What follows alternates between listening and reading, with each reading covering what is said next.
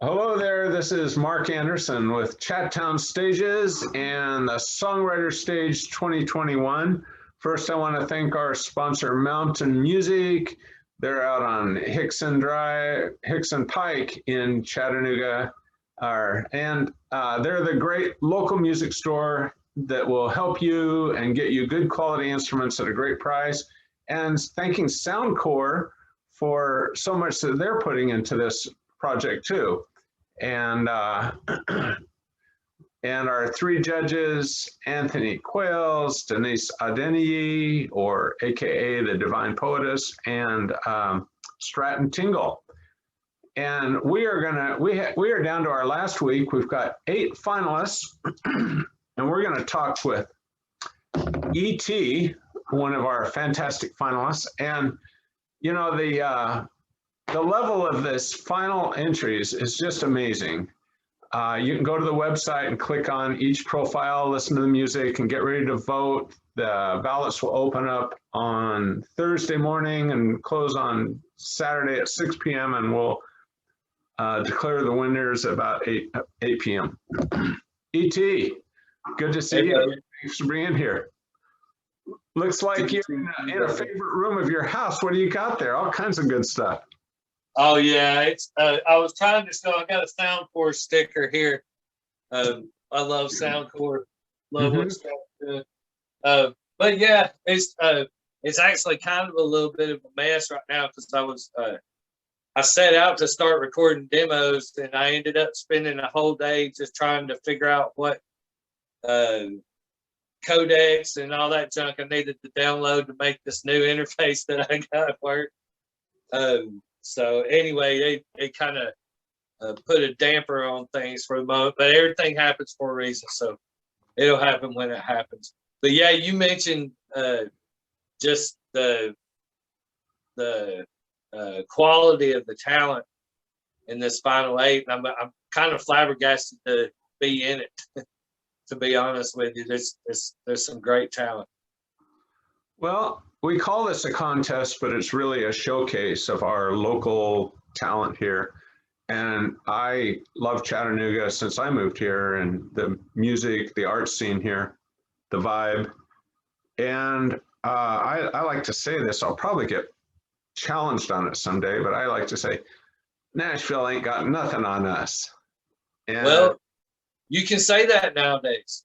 I mean, you know, I don't know about during the pandemic, but pre-pandemic, there's great bands coming out of Nashville, but the scene here is much more about music than trying to get one over. It's a mess up there, to be honest with you. To hear the people that I know that live up there tell it, it's you can gig and all that, but it's not all it's cracked up to be anymore, as far as being Music City. Yeah, and I think that there's a price to be paid on quality when you get so commercialized. You lose the soul, if you will. And per capita, the other thing is over the old music stores and you can't record people in your basement. I mean, it's just kind of loopy, really. So, but I don't know what their population is there, but I think per capita, proportionately, we are probably much more, we produce some pretty good stuff for being a small town. I think so. And I'm proud of being part of it. So what's the population of Chattanooga? Do you know? I looked it up a year ago. Chattanooga City is only 180,000. Hamilton County then jumps up to, I think, 200 or 300,000 or something. Yeah, I was thinking it was around 300,000 myself. Yeah, that's what it was. It's over 300,000. Hamilton County. I was just going to say, there's plenty of music to go around. You know, there really is. And how long have you been in? Or do you live here or in North Georgia? Do you live? No, I'm in Hickston, really, part of Chattanooga. I was born and raised in Rossville, which is just across the state line. So as soon as I got to be an adult, I left down there, which I always wanted to do as a kid, and just never went back. I don't have anything against it. I don't guess, it's just, breaking out on my own, and it stuck. One of your other songs, your contest songs, was your song about Rossville. Yeah, hometown Georgia. Hometown Georgia. And so that's why I was asking, because I kind of like Rossville. It's a funky little place down there, and it's really, even though that the state line goes right almost through the city, it's really part of Chattanooga in a. Yeah, I think so. I think so. If they were to spruce up Roswell Boulevard, I think that would bleed into Rossville, and Roswell Boulevard is in Chattanooga. I think the state line is right there, like right before Roswell Boulevard ends. But yeah, Roswell, Georgia makes for great songs. I think so. Now, what have you been doing for the last 12 months during the pandemic? Have you musically? Trying to get better. Oh yeah. Trying to get better at this. Honestly, I've really kind of poured myself into making sure that I make the best use of the time by practicing and learning new things. Learning new things is really a big thing. I took on a keyboard, small keyboard thing with the band. I'm not to say that I'm a keyboardist at all. I can play, but I have to really practice that. But just practicing and trying to be creative and just get better at what I do. So do you play with? I've only known you as a solo artist for the last 2-3 years. But what's your band history? Are you out playing with other people, or I'm sure that's part of your past. You're such a I've been in several bands. The Unsatisfied, most notably, I guess that's where a lot of people know me from. And I had a band, The Scams. But funny thing is I usually end up playing the bass in bands, the last two, and I was with Unsatisfied for a long time, and it was my main instrument. I got pretty good at it, but I'm a guitar player. Yeah, so excellent guitar player. So speaking of guitar playing, on your song "Tao of Chase," you have a pretty long intro on that and a fascinating chord progression. And then there's a transition, and it's almost like very significantly different. Where's that chord progression? What chords are those? So it really, God, but it's really a blur, because it's a song that's out of pure pain, and then kind of acceptance of it. I started a continuing ed course on yin yoga, and it starts off by talking about yin and yang and balance and accepting things and how life is what it is, and you just got to live in the moment. It's about bringing everything into the moment. And then I had this wild couple of riffs, and I couldn't figure out how to put them together, and that the riffs actually are pieces of them are in that song. But it's something that the idea for the song, the music of it just stuck with me for so long that I worked on it for weeks, and every time I play it, it would change a little bit. It was one of the best experiences I've ever had with writing music for a song. And I knew what the song, I knew what the song was going to be about. And then it just kind of come as it does with me, the lyrics, when they come and the music comes and it all comes together, it just it comes, you know, it's not a forced thing. It's, you know, I practice and figured things out leading up to that. And then when it happens, it happens. You know? So it's one of the more strangely laid out songs that I have. But it's just the way that it came together, and the music kind of represents the the ups and downs and the changes of life. But more so with the Tao of Chase, the lyrics are kind of, there's not really a whole lot of positivity in the lyrics. The positivity is in the music.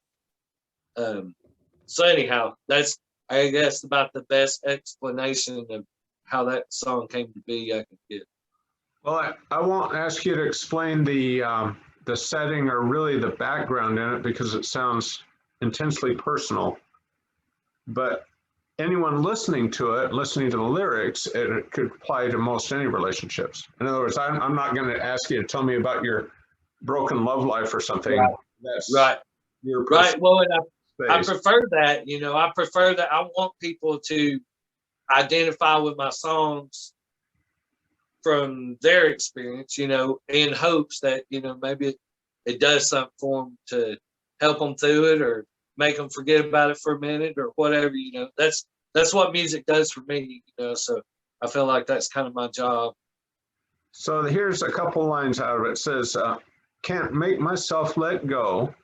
So that's kind of the setting. And then the chorus is, but I don't get to choose who I keep and who I lose. Yeah. And so it does seem to be a deep surrender there. And those of us who are in any sort of recovery therapy things, surrender is a huge part of it, you know? Yeah. Yeah. Acceptance. You know, I think I could be wrong, but I think that's the final stage of the grieving process, you know, as it's laid out. Is acceptance. But that's really the final step in just moving forward with anything, you know, whether it be death or just losing a relationship or friendship or, you know, whatever. It can definitely be applied. But yeah, that's the biggest thing is, like, I guess with the I don't get to choose who I keep or who I lose. It's kind of like telling people to enjoy the people in their lives while they can, you know, or the things. And in this case, my dog. Your dog. Yeah, Chase was my dog. We had her for 14 years, and then last November, it was just like the pandemic just sucked as far as mentally for me, mentally and emotionally, and that's why I got so much out of it, because it was kind of like a plugging along every day, but doing what I had to do. But I see. So I hadn't asked that, but you just spilled your. Chase is a dog. yeah. Song's written for your best friend named Chase. Okay. Right. Well, and it kind of, how it happened was last November, I lost my grandmother. And then like 2 days later, we were in the middle of dealing with Chase was not doing good.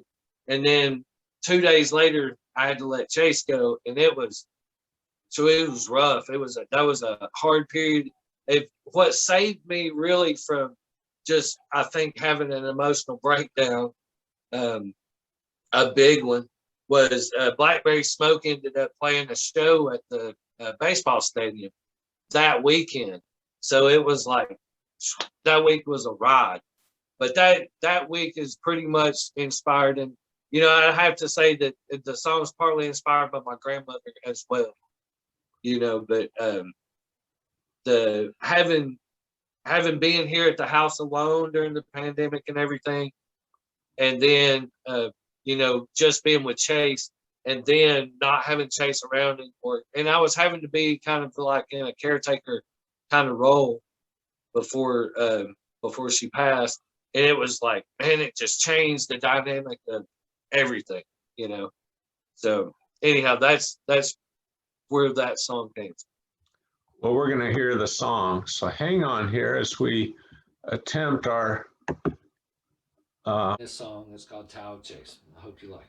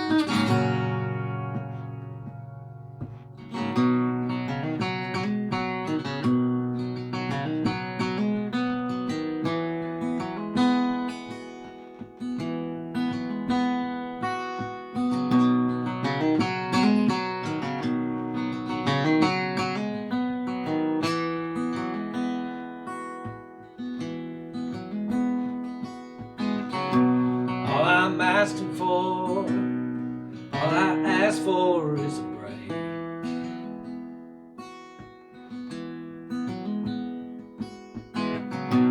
From this heavy pain, kind of difference does it make?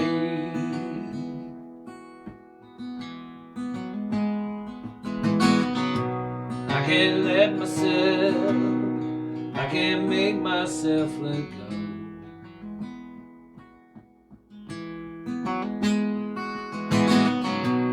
Don't know how to, didn't want to see it go.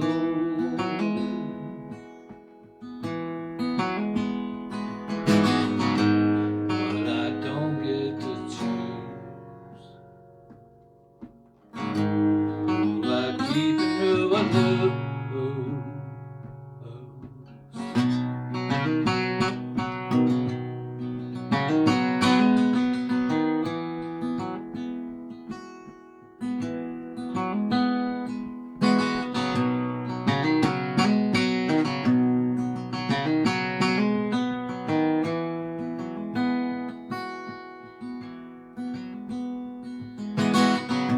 Comes in waves now, comes in waves with undertow.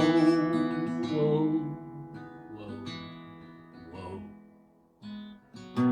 Breaks me at the knees, I just wish it wasn't so.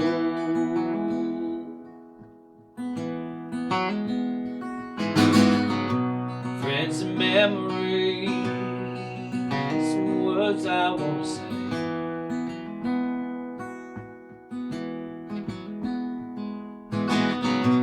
It'll come from me on my hardest days.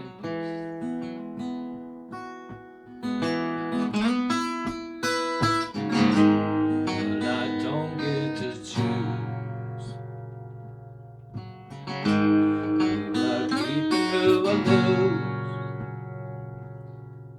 But we don't get to choose.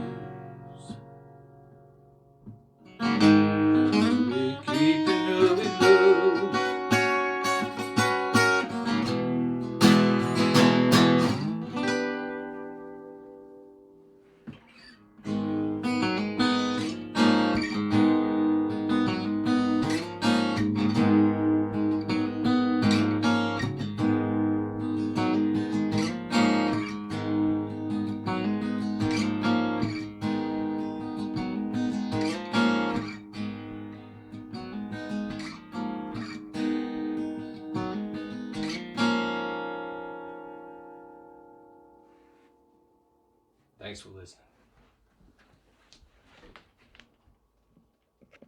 Sad songwriting contest, a special category for the saddest song.